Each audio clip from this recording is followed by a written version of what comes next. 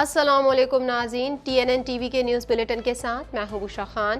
سب سے پہلے شامل کریں گے نیوز ہیڈ لائنز۔ فائنانس ضمنی بل قومی اسمبلی اور سینٹ میں پیش، لگژری اشیاء پر سیلز ٹیکس 25%۔ وزیر خزانہ کا کہنا تھا کہ ہماری حکومت آئی تو ملک پر 34,000 ارب کے قرضوں کا بوجھ پڑ چکا تھا۔ مختلف اشیاء پر GST کی شرح 17 سے بڑھا کر 18% کر دی گئی۔ عالمی جوہری توانائی ایجنسی کا پاکستان کے ساتھ جوہری توانائی کے شعبوں میں تعاون جاری رکھنے کا اعلان۔ DGIA-EA کے وزیر اعظم شہباز شریف اور وزیر خارجہ بلاول بھٹو زرداری سے الگ الگ ملاقات۔ DGIA-EA کا پاکستان میں جوہری ٹیکنالوجی کا استعمال بڑھانے کی ضرورت پر اتفاق۔ مسلم لیگ نون کے وزراء کا بغیر تنخواہ کے کام کرنے کا فیصلہ۔ وفاقی وزراء نے فیصلہ ملک کو درپیش معاشی مشکل حالات کے پیش نظر قومی جذبے کے تحت کیا۔ وفاقی وزراء اور وزرائے مملکت رضاکارانہ بنیادوں پر کام کریں گے اور تنخواہ نہیں لیں گے۔ پاک بحریہ کی کثیر الملکی میری ٹائم مشق امن 2023 اختتام پذیر ہو گئی۔ کثیر الملکی میری ٹائم مشق امن 6 روز تک جاری رہی، جس میں 50 سے زائد ممالک شریک تھے۔ وزیر اعظم کا کہنا تھا کہ امن مشقوں کی بدولت خطے کو مزید پرامن اور محفوظ بنانے کی راہ ہموار ہوگی۔ پیپلز پارٹی نے MQM کا بڑا مطالبہ مان لیا۔ پیپلز پارٹی حلقہ بندیوں پر MQM کے مطالبات ماننے پر تیار ہو گئی۔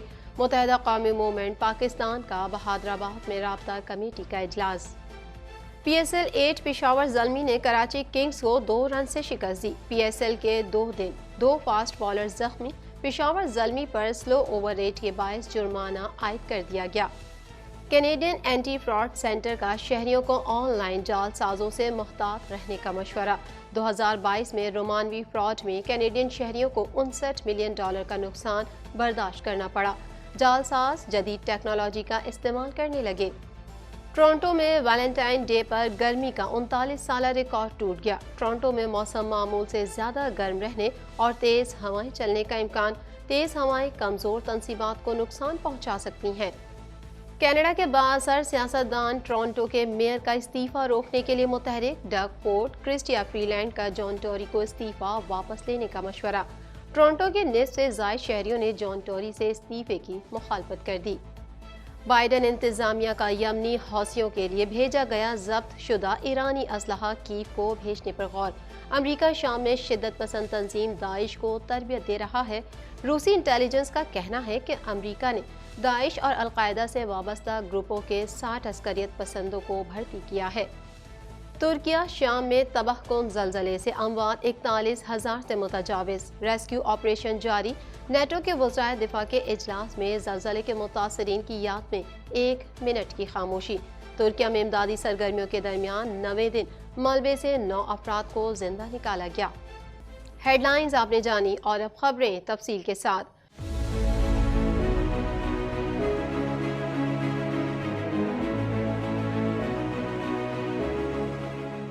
1.25 کروڑ کی آبادی پر مشتمل کراچی میٹروپولیٹن سٹی میں صحت کے حوالے سے ہسپتال تو بہت، لیکن فزیو تھراپی سینٹر نایاب ہیں۔ الحمدللہ ہم نے اس کمی کو پورا کرتے ہوئے گلستان جوہر میں زبیداس فزیو تھراپی سینٹر کا آغاز کر دیا ہے۔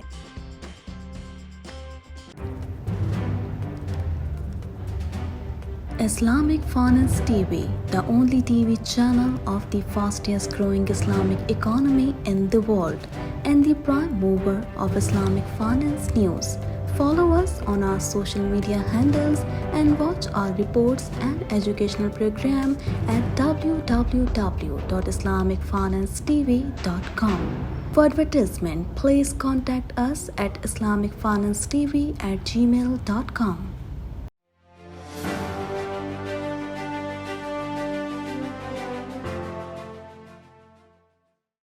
وفاقی وزیر خزانہ سینیٹر اسحاق ڈار نے قومی اسمبلی میں فائنانس بل 2023 پیش کر دیا، جس کے مطابق لگژری اشیاء پر سیلز ٹیکس میں اضافہ کر کے 25% تک کر دیا گیا ہے۔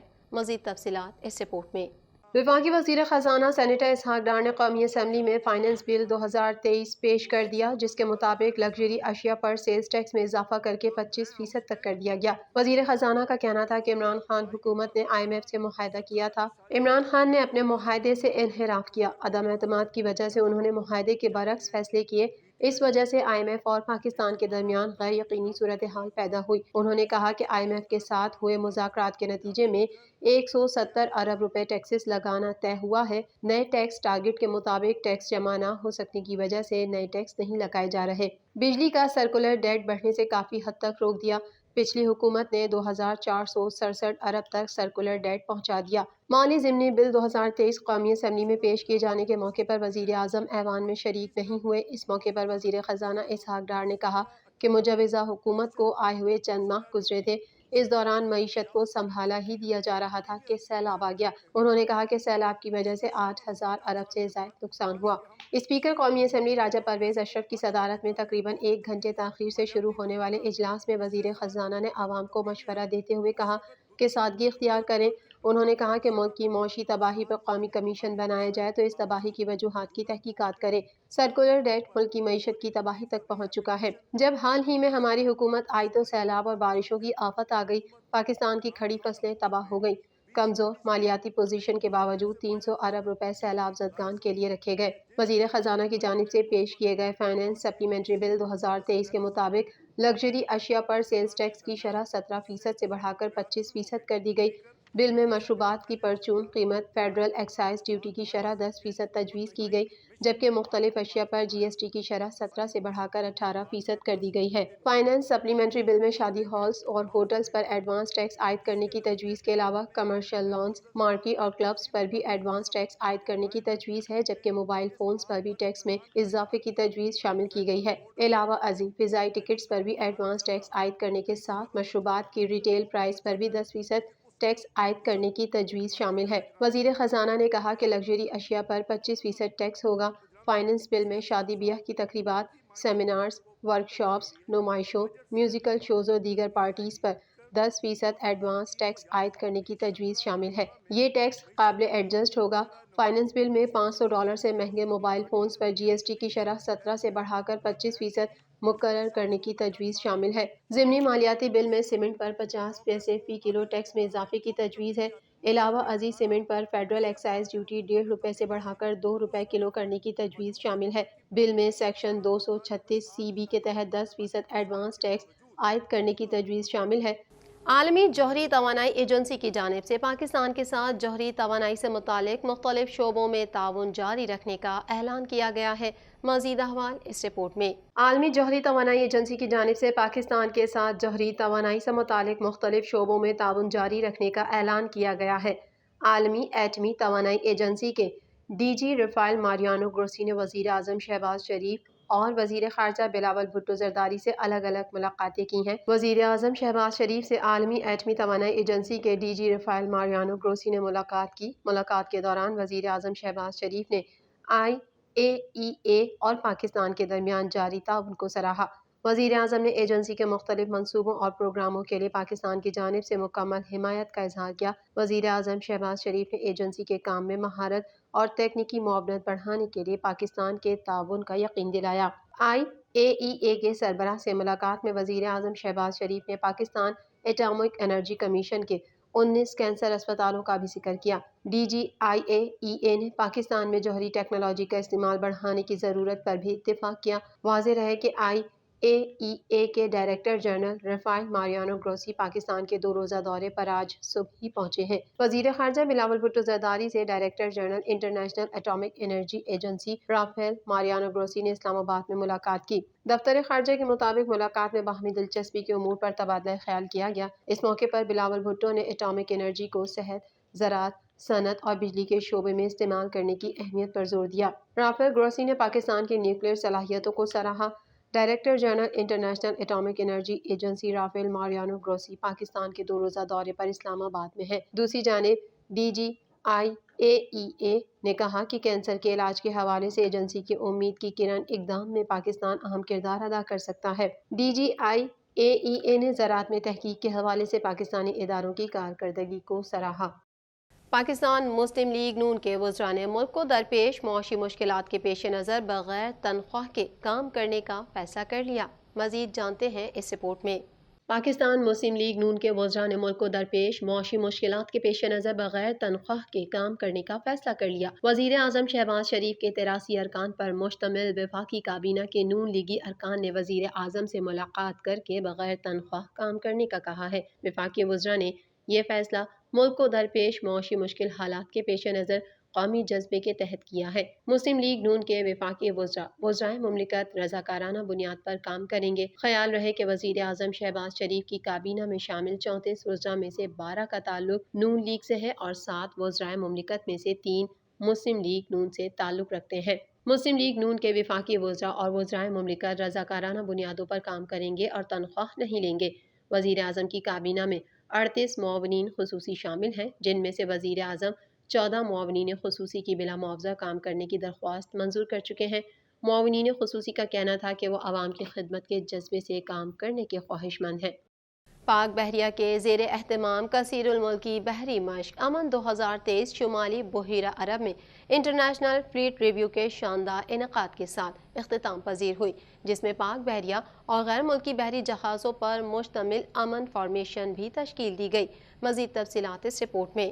6 روز جاری رہنے والی 8ویں پاک بحریہ کی کثیر الملکی میری ٹائم مشق امن 2023 اختتام پذیر ہو گئی۔ پاکستان کی سربراہی میں کراچی کے کھلے سمندر میں ہونے والی امن مشق میں 50 ممالک نے شرکت کی۔ پاک بحریہ کے زیر اہتمام کثیر الملکی بحری مشق امن 2023 شمالی بحیرہ عرب میں انٹرنیشنل فلیٹ ریویو کے شاندار انعقاد کے ساتھ اختتام پذیر ہوئی، جس میں پاک بحریہ اور غیر ملکی بحری جہازوں پر مشتمل امن فارمیشن بھی تشکیل دی گئی۔ وزیر اعظم شہباز شریف کو امن مشقوں کے حوالے سے بریفنگ بھی دی گئی۔ مشق میں شریک ممالک کے بحری اور ہوائی جہازوں نے مہمان خصوصی کو سلامی پیش کی۔ پاک بحریہ کے ترجمان کے مطابق مشق امن 2023 کی اختتامی تقریب میں chairman joint chiefs of staff services chiefs نے بھی شرکت کی۔ بحیرہ عرب میں موجود پاک بحریہ کے جہاز پر آمد پر امیر البحر نے وزیر اعظم پاکستان کا استقبال کیا۔ ترجمان پاک بحریہ کے مطابق مشق امن 2023 کی اختتامی تقریب شمالی بحیرہ عرب میں منعقد کی گئی۔ وزیر اعظم پاکستان میاں شہباز شریف تقریب کے مہمان خصوصی تھے۔ تقریب میں وفاقی وزیر تعلیم و پیشہ ورانہ تربیت رانا تنویر، گورنر سندھ اور وزیر اعلیٰ سندھ سمیت دیگر تقریب میں شریک تھے۔ اس موقع پر وزیر اعظم شہباز شریف نے کہا کہ بحری مشق کے مشترکہ چیلنج سے نمٹنے کے لیے پاکستان کے عزم کی عکاس ہے۔ تمام اسٹیک ہولڈرز کی مشترکہ کاوشوں سے منعقدہ مشق امن 2023 کی بدولت خطے کو مزید پرامن اور محفوظ بنانے کی راہ ہموار ہوگی۔ وزیر اعظم پاکستان نے امن 2023 کے کامیاب انعقاد اور خطے میں امن و استحکام کے فروغ کے لیے پاک بحریہ کے اقدامات کو سراہا۔ وزیر اعظم پاکستان نے مشترکہ بحری سیکیورٹی کے عزم اور پرامن بقائے باہمی کے لیے متحد ہونے پر شرکت کرنے والی علاقائی اور بین الاقوامی بحری افواج کا بھی شکریہ ادا کیا۔ پاک بحریہ کے سربراہ ایڈمرل محمد امجد خان نیازی نے انٹرنیشنل فلیٹ ریویو میں شرکت پر وزیر اعظم پاکستان کا شکریہ ادا کیا۔ خیال رہے کہ 8ویں کثیر الملکی میری ٹائم مشق امن 6 روز تک جاری رہی، جس میں 50 سے زائد ممالک شریک تھے۔